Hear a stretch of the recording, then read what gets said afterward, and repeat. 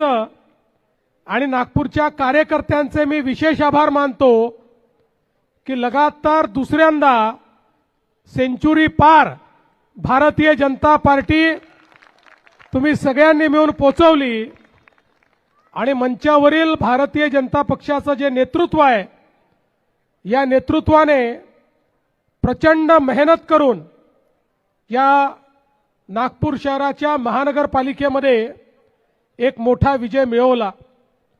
विशेषतः माननीय नितीनजींच्या नेतृत्वात या नागपूर शहराचं जे चित्र बदललं, नागपूर एक आधुनिक शहर, नागपूर एक आंतरराष्ट्रीय शहर।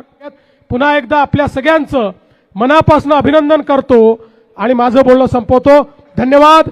जय हिंद, जय भारत, जय महाराष्ट्र। आणि आता आपल्या सर्वांचे नेते ज्यांच्या नेतृत्वामध्ये आपण या ठिकाणी नागपूरचा महाविजय मिळवला ते आदरणीय नितीनजी गडकरी यांना मी विनंती करतो की त्यांनी आपल्या सर्वांना शुभेच्छा द्याव्यात।